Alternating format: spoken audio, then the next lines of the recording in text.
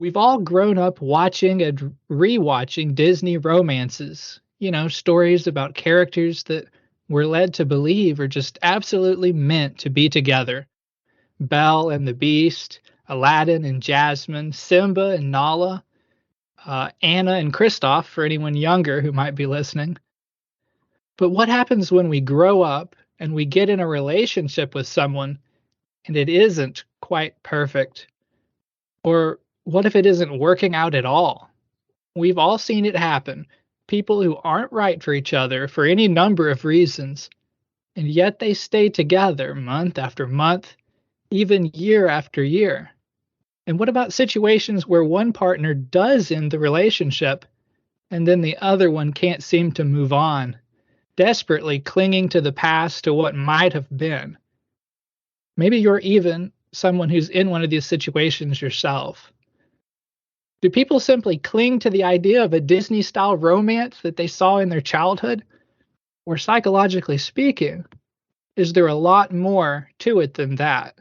Could quitting a partner even be likened to quitting drugs or alcohol? Let's find out what psychological science has to say about love addictions.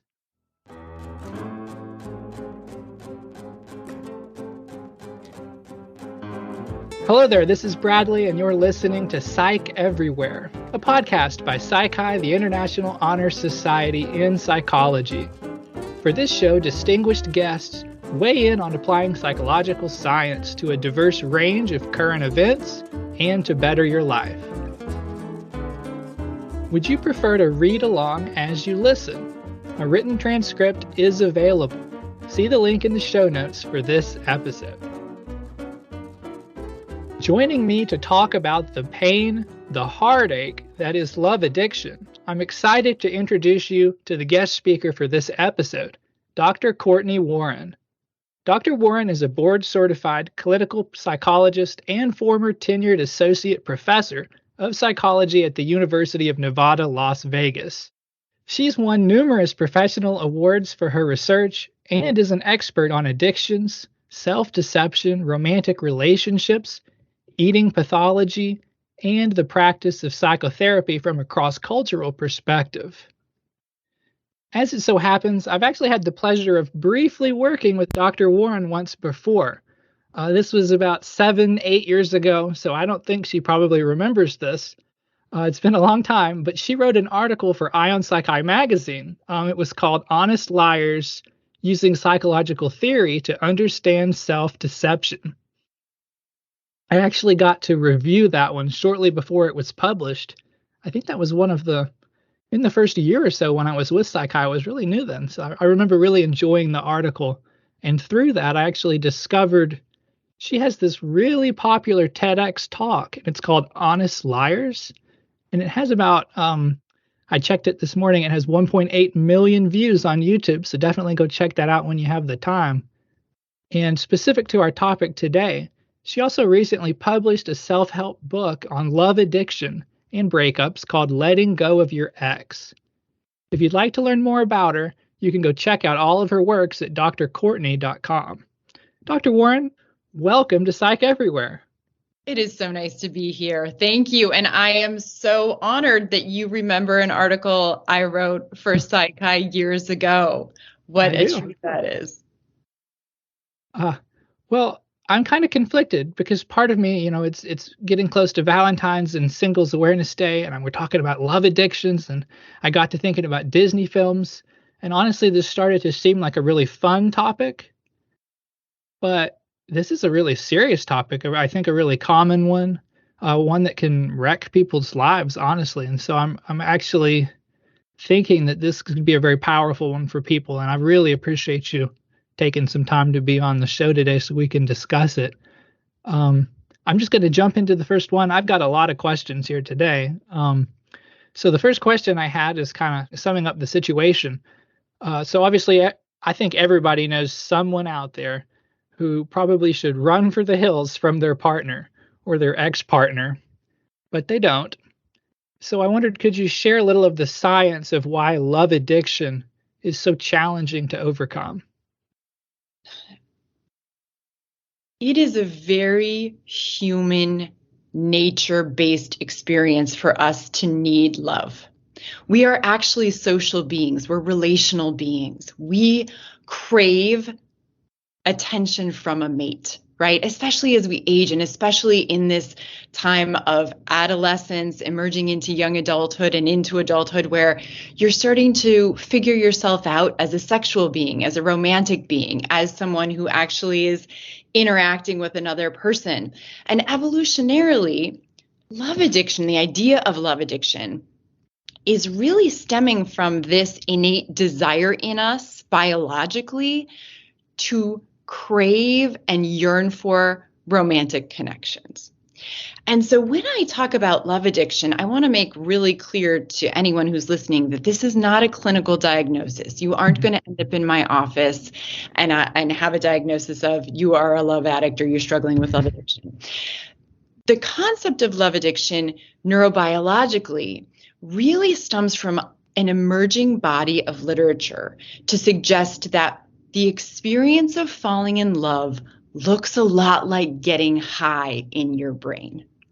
So how can I describe that further? Well, if for any of you who've ever been in love, I don't mean loving someone, I mean being in love, which we would call romantic love in mainstream psych terms, which is very confusing because you can use the term romantic love to talk about all kinds of things that aren't the experience of falling for someone.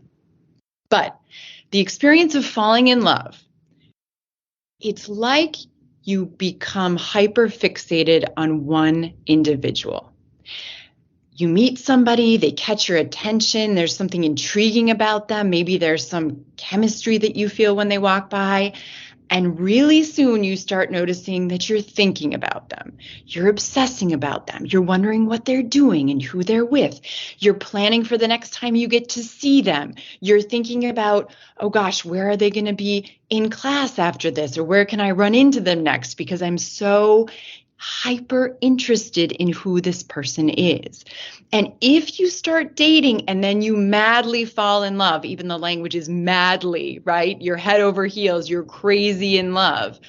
You literally almost crave them like a drug. You want to be with them as much as possible because it feels so good to be with them. They make you feel amazing.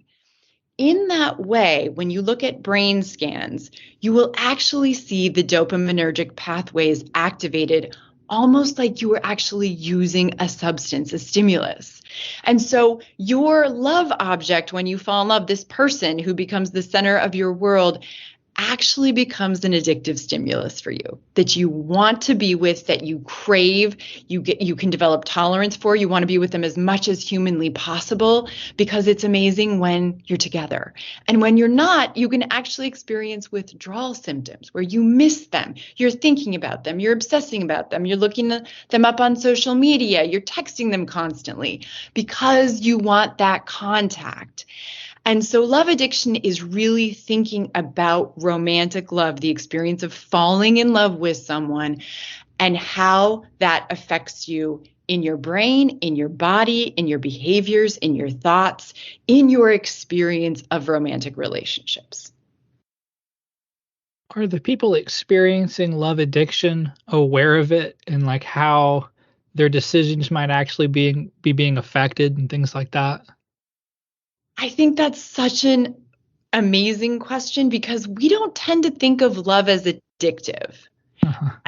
Oftentimes in mainstream culture, people will say, well, I'm addicted to chocolate, or I'm addicted to gambling, or I'm addicted to, online gaming is really popular right now. Mm-hmm. You don't usually hear people who fall in love say, I'm addicted to my mate. Because there's a negative connotation to the term addiction in general, right? Because addiction by definition, when we talk about it in psychological terms, is associated with a host of negative consequences that really affect your life in harmful ways. When you hear people talk about love addiction is when it is not going well, right? So think of yourself falling in love as really actually being addicted to your mate. We just don't talk about it that way or think about it that way. When you are in love with someone, however, or you have fallen in love with someone at some point, and now you're looking at them and sort of taking a little step back and going, wow, do I really like this person? Do we have anything in common? Is this a good fit for me? That is when the harmful consequences of feeling addictive to a person become very evident, particularly if you find yourself in a breakup situation where you're still hyper fixated on your ex as if you need them, as if you're craving them, as if you want contact with them, but you're now broken up. And so they actually aren't in your life anymore in the way that perhaps you want them to be. That can lead you into an addictive cycle of heartbreak that is very difficult to stop without some serious interventions. What about the partners in these situations? What are some ways that they might take advantage?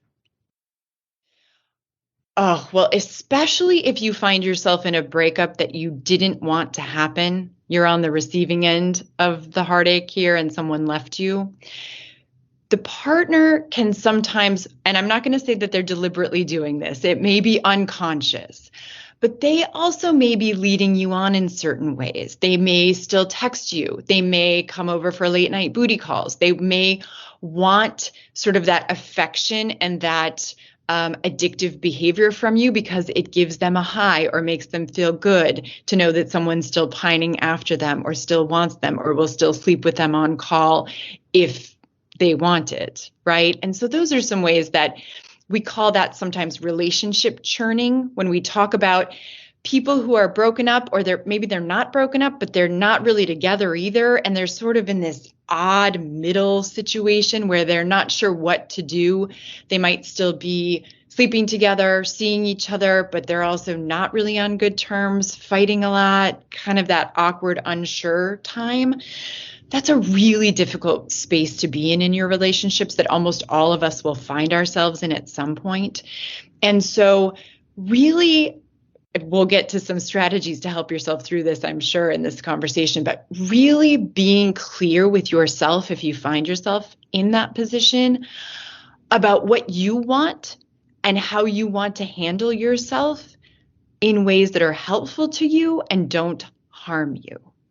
So it's almost like turning the mirror from being focused on what your ex is doing or what your partner is doing to looking in the mirror at yourself and saying, given who my ex is, given the situation that we're in, given that we're broken up, given that we're fighting, given whatever the situation is, how do I want to respond to it to keep myself intact, to keep myself healthy, centered, grounded, whole, healed? That ends up being most of the conversation. Do you have any tips for the person who's the target of the love addiction on how to, get out of a relationship if it's difficult and someone keeps trying to come back? Yes. So what you mean by that is you have someone who is in love with you and you do not want to be with them anymore. Yeah. Which, Bradley, I do want to be sure that all of the listeners know this. At some point in our lives, almost every single one of us is going to have our heart broken, but we are also going to break someone else's heart. And so I love that you asked that question because it actually does go both ways. You may meet a person and date them and think they're great or think they're terrible, but they are absolutely in love with you. How do you handle that?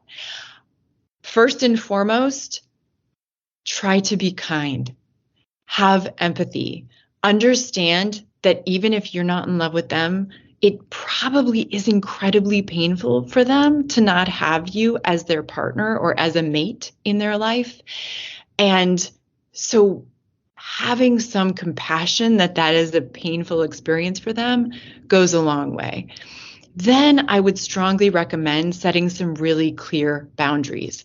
If the person is contacting you in ways that you don't like, if you feel like they're stalking you, which actually does happen in love-addicted relationships sometimes, particularly after a breakup, if it feels invasive in a way that's really uncomfortable for you, your go-to step is to actively communicate a boundary to them about how you'd like them to act and not act, and what you're going to do if they continue to contact you in ways that you're uncomfortable with.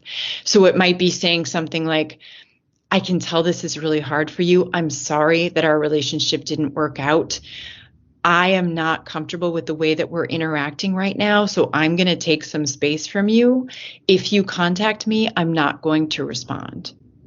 And I know that may sound harsh, but it actually is probably the most loving thing that you can do to protect yourself and keep yourself safe, but also to acknowledge the truth and help your ex at that point see the position that you're in and start coping with the actual breakup itself, instead of an alternate universe where perhaps they're trying to get back together or think they can change you or think that reaching out is somehow going to rekindle the old flame, which for you, you may know is not possible.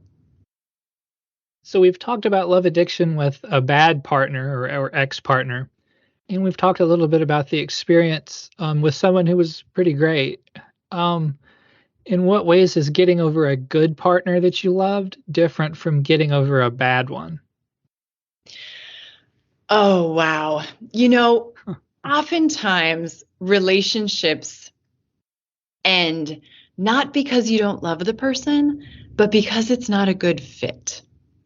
And so if you're ending a relationship, but you're really on good terms with the person, or you really still care about them, you wish them the best, you maybe even think you could be friends with them now or in the future, that's a very different quality of energy and tension between you than when it's an argumentative, chaotic, difficult end.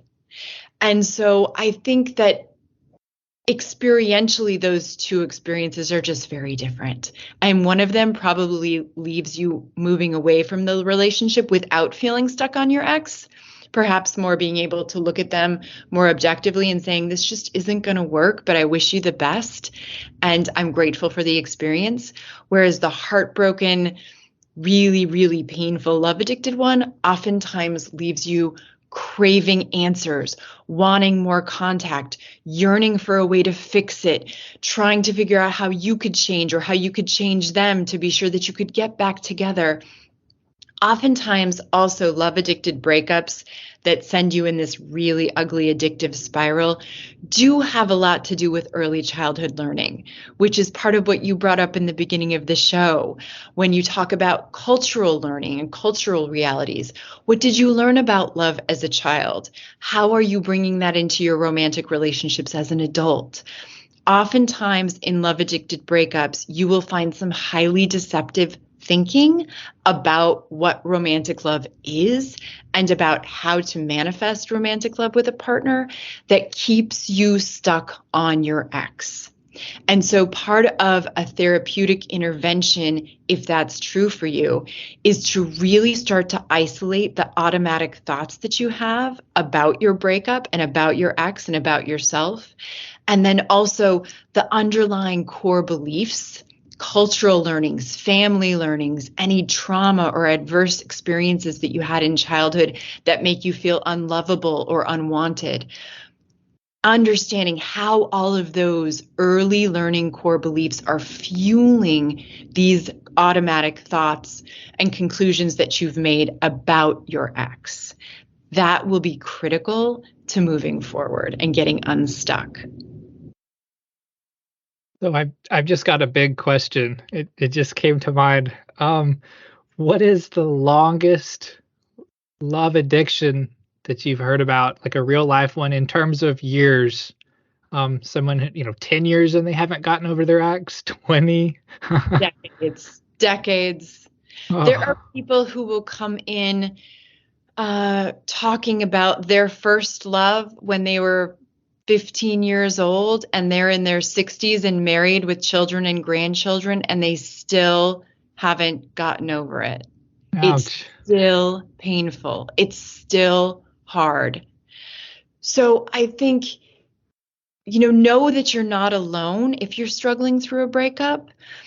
I don't want to make it sound like you're always going to be hung up on your ex. There are so many core psychological skills that you can learn and use in your daily life to help you heal and move on. I do want to be sure to say that getting over a bad breakup doesn't mean you're going to forget your ex. And it doesn't mean you're not going to care about them. What it does mean is that you can learn to see your experience of your relationship differently. So oftentimes when people come into therapy or when I'm teaching people some solid CBT skills about romantic love and breakups, I liken it to a trip to the emergency room. So when people immediately are coming in for therapy, which is a very common reason, especially for college students, to go to their student counseling center, they're going through a bad breakup.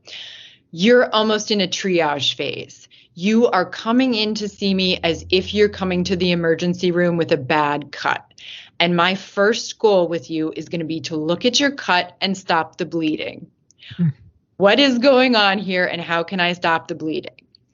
After we've gotten some reduction in your symptoms, in those obsessive thinking and craving and emotional heartache and just feeling absolutely miserably hyper-focused on this ex, now we're going to do a deeper dive to try to understand how you got cut in the first place.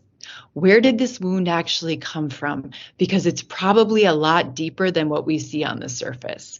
And that requires a much deeper dive into who you are, into your early childhood learnings, into what you believe about romantic love, into your cultural experiences with romantic love and your family experiences and your early dating experiences. As we unpack some of that and use it to understand how you got addicted to your ex in the first place, the last phase is really looking at your now healed scar differently. The scar is always going to be there. You cannot change the past, and you are not going to change whatever was really difficult about the end of your last relationship. But what you can do is use your learning through the process about yourself, about what you want for your life, about how to be more honest and authentic with yourself, to look at your scar with great gratitude and forgiveness and compassion, and see that although there is still a scar there, you can actually transform through this experience to come to the next great phase of your life. And that is really the goal, because you're going to have your heart broken at some point, and we're not probably going to be able to stop that, especially if you ever fall in love. You're going to be addicted to your mate, is what we would say. And so if that ends badly, it's going to hurt. It's just going to hurt. So how can we use your resiliency factors to dive deep, understand who you really are, and make different choices moving forward? Can you think of any examples of love addiction in films or other pop culture? You know, I laugh so often when I listen to pop music, really any music, because I mean, I'd go out on a limb and say that the large majority of all music is either about falling in love or breaking up. So, you know, I think we are inundated with messages about love. High Fidelity was a movie that was really popular when I was younger, along with Alanis Morissette and Fiona Apple, these very, dramatic breakup kind of stories.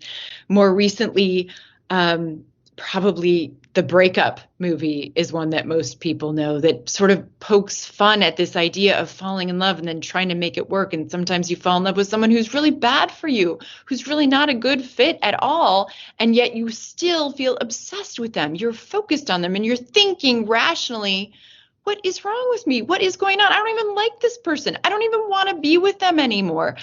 Why am I still thinking about them? Why do I still call them? What is the deal?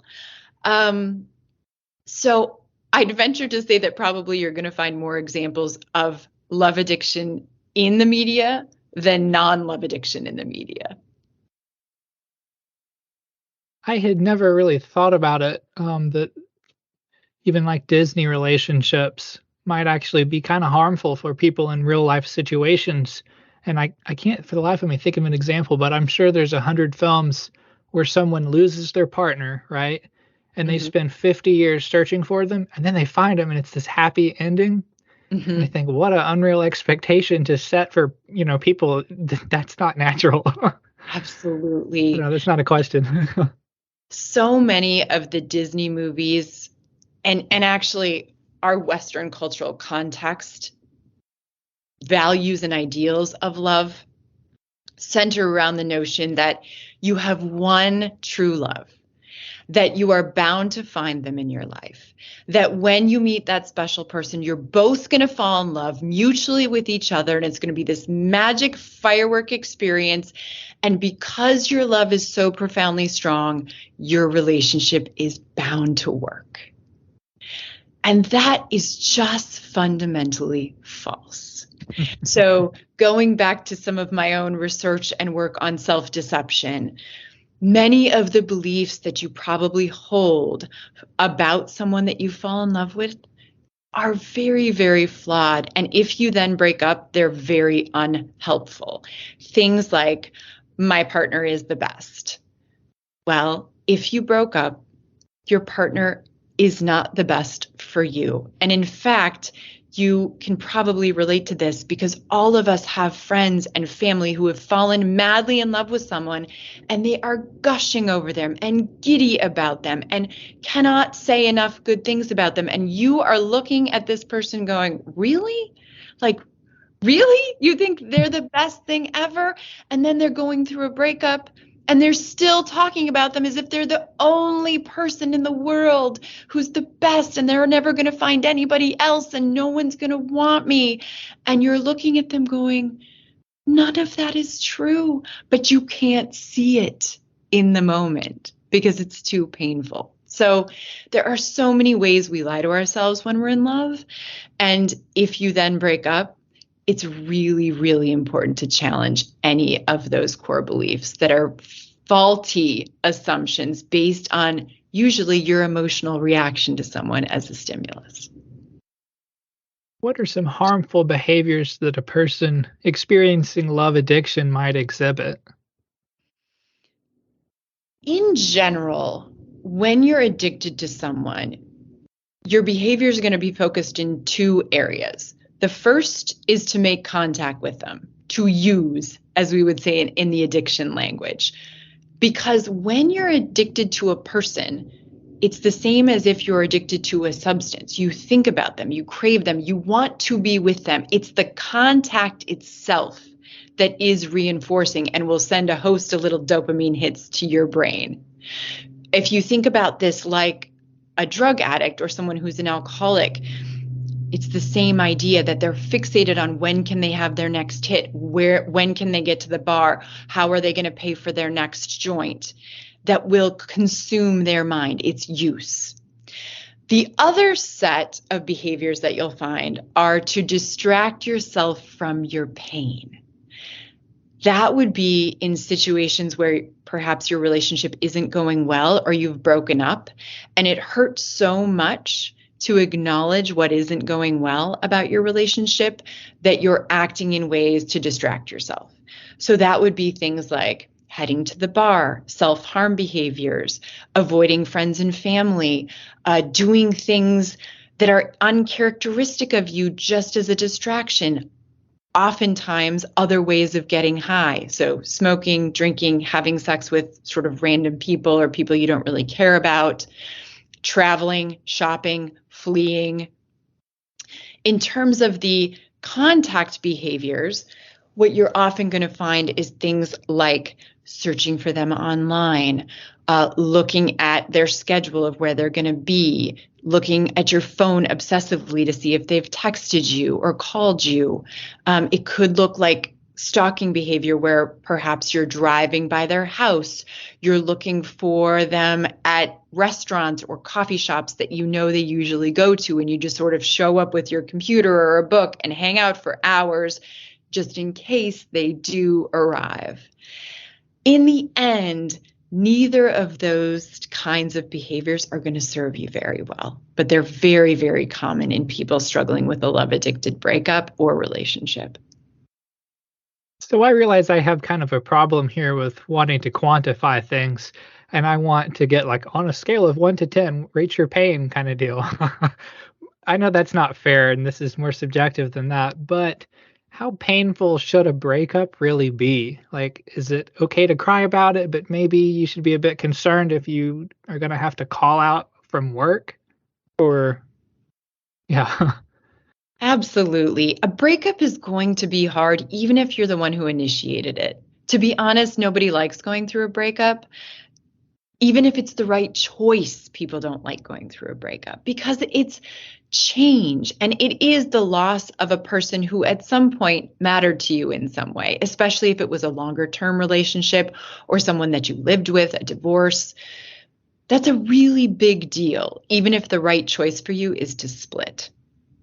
When I'm really concerned about people's mental health or daily life functioning is when it sort of crosses a line between you're just going through a tough breakup where you're going to cry and you're going to have those moments that are really hard and you're going to wonder what they're doing. And sometimes you even might think, maybe we should get back together. Did we really break up for the right reasons? You're going to question yourself. A lot of that is really, really normal and common. But if it is affecting your ability to function, you can't get out of bed, you're starting to have pretty serious symptoms of depression or anxiety, you notice that you are engaging in behaviors increasingly so that are damaging your life, that are hurting you. That's when I really recommend that people get extra help. They could go find a good therapist. I am a huge proponent of good therapy because it really is a gift that you're going to give yourself. But if that isn't feasible for you or something you want to do, looking in the self-help literature, my book may help. There are also other books on relationships and breakups. Really finding some resources, getting some social support, focusing on self-care, trying to set boundaries such that you're not so focused on your ex and the end of the relationship, and really working with yourself to go through your own grieving process, go through your own needed deep dive into who you are and how this is affecting you so that you can heal and move on. Thinking like timeline wise, how long should you miss actively being with an ex? And is there sort of a point in time where maybe you should start being concerned that you're not getting over them? That's such a tough one because it really depends. It just so depends. You know, there are people who have been married for 20 years and feel addicted to their mate and then get divorced. And it takes years. And maybe that makes sense given how much unpacking there is to do. I don't know that a timeline is as useful for me or from my perspective as how impairing is it to your functioning? How much is it negatively affecting you? And if you've gone a couple of weeks after a breakup and you're starting to think, oh my gosh, this is getting worse or it's really not getting better and I'm really having a hard time, then get some help. Do you have any suggestions for how to know if love addiction is impairing your ability to objectively assess someone? Well, I would argue that we all lie to ourselves, Hmm. every single one of us. And when you're in love with someone, you are definitely lying to yourself about who they are. Because part of the natural experience of falling in love is that it's a fantasy. You don't know the person very well yet. You can't possibly. Most people who fall in love are falling in love with someone that they don't know at all, in fact. And so there's an element of imagination, creativity, believing that they are better than they actually are in real life because you feel so good around them. That's a naturally deceptive time for you to make conclusions that are untrue about your mate. As we mentioned earlier in the show, the deal is that it doesn't seem problematic when you're in love and your relationship is going well. It feels amazing. And believing that you've found this super magical, best person in the world ever actually elevates your experience, probably. It makes you more attracted to them. But it is still deceptive. And what we find oftentimes in romantic relationships, not necessarily love-addicted relationships, although I conceptual love addiction as based in this process of falling in love with someone, is that a lot of relationships start with lust, which is really your sex drive. This is just scanning the room and seeing if anybody is appealing to you in some way. They catch your attention. But lust is not specific to any one person. You can feel lust for a lot of people all at once. It's really just this drive that finds someone attractive or not attractive. That is very different than the experience of falling in love, where it is hyper fixated on one person.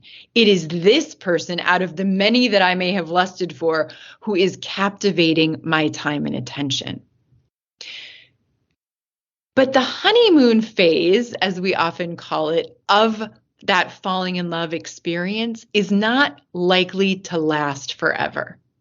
The honeymoon phase, that falling in love phase, can probably last anywhere between a couple of months and maybe a year if you're lucky. There is some research, particularly by a woman named Helen Fisher, who has looked at brain scans of people who claim they're in love for decades, actually, and does find stimulation in all of those brain regions we talked about earlier that are associated with survival needs, the dopaminergic reward pathway. So maybe you can fall in love and be in love with your mate for years, but it's pretty rare. I think that's probably the exception, not the rule. So as you move out of this honeymoon phase of romantic love, you are very likely to either realize that your mate is not a good fit for you and at some point will break up, or you will stay with them and enter at some point into a more attached phase. And attachment is actually associated with a lot of changes in your neurobiology. You're not going to have the dopamine hits as much, but you're going to have an increase in serotonin and in the bonding hormones that we see, which makes it a safer, more comfortable, but also much more honest relationship with your mate. That is the phase where you literally can be more objective about who they are. You see things that you do and don't like about them. You probably take them off the pedestal to some degree and actually acknowledge this is who they are and this is who I am. And now you get to make a choice. Is this somebody that you want to build a life with or not? Is this someone you want to spend time with or not? And so oftentimes in that attached phase of love, you will naturally become more honest. How much of a love addiction has to do with the ex-partner's qualities, and how much of it has to do with the perceiver's views of their self-worth? Like, are they thinking, oh no, this person was so great, they were perfect? Or are they thinking, well, that was the best I could do? They could be thinking both or either.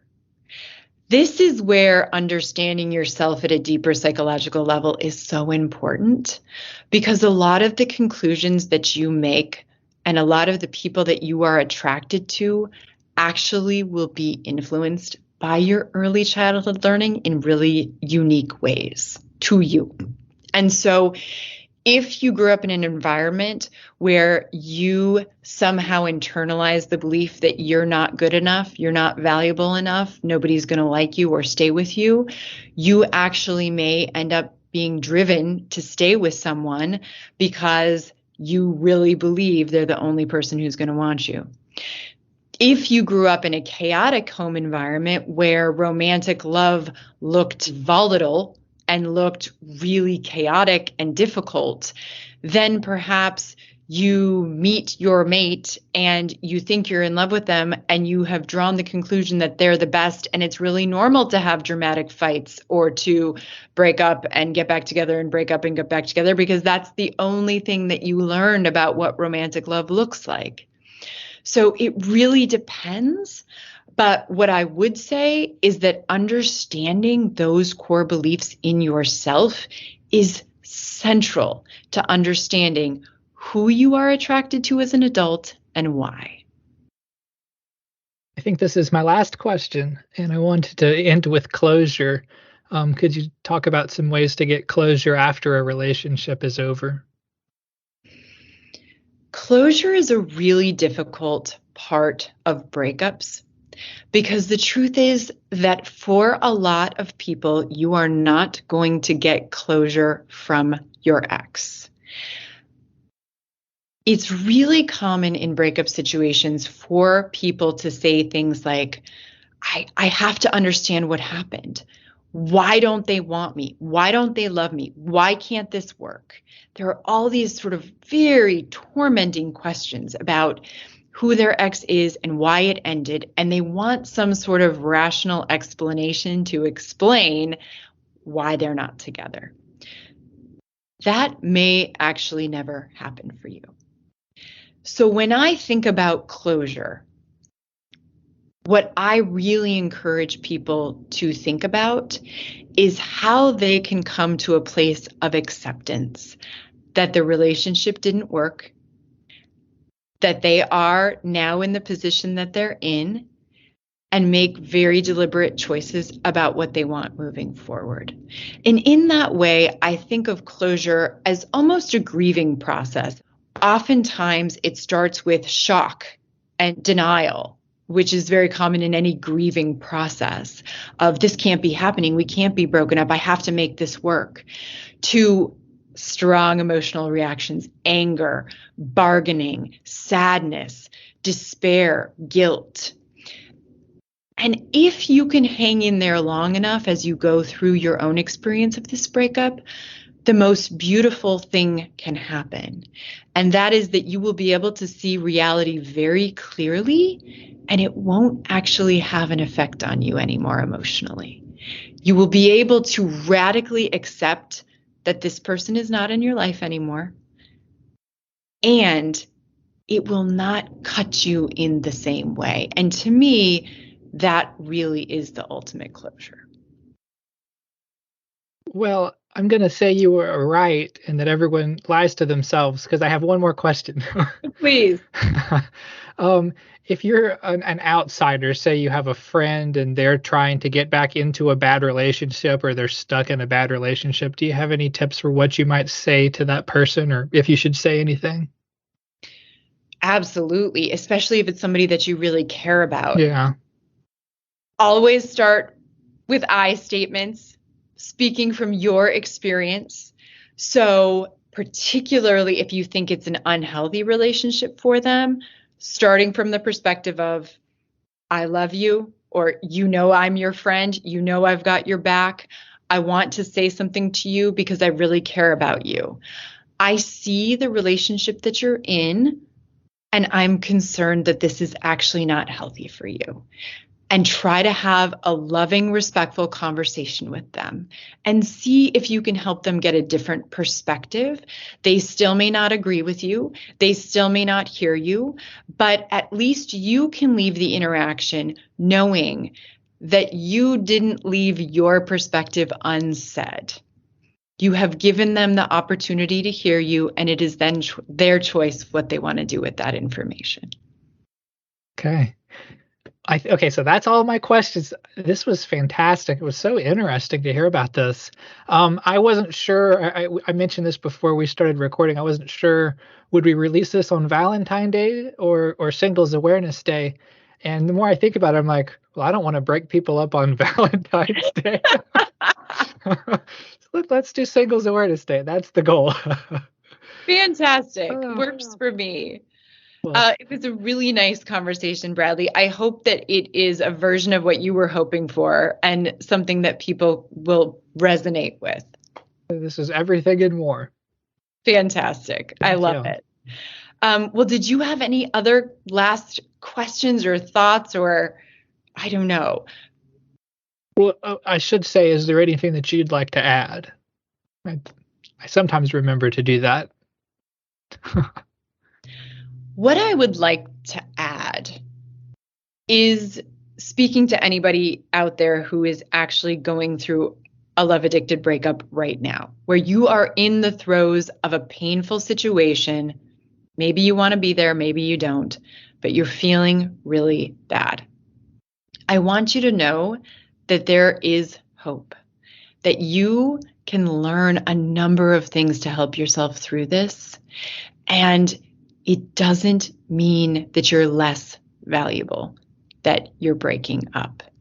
I think one of the most common things that I hear people say is, something's wrong with me. Nobody's going to want me. If I don't have my ex, no one else will. And the reality is that you define your value as a human being. And your value is exactly the same whether you're with your ex or single. You've just listened to another episode of Psych Everywhere. If you are stuck in a love addiction or you know someone who is, I hope this episode has given you some things to think about and maybe a little hope for the future. Would you like more great educational content from Psi Chi? We recently released our latest issue of Ion Psi Chi magazine. Some articles include Adjusting Expectations for Recent Graduates Entering the Workplace, Drifting into the World of Work, Complementing Your Psych-Related Education with Organizational Consulting Psychology Training, and Supporting Students in Uncertain Times with a Mentoring Constellation Model. All articles are free to read, and I'll put a link to the issue in the show notes for this episode. If you haven't already subscribed to Psych Everywhere, go ahead and follow us wherever you go for podcasts.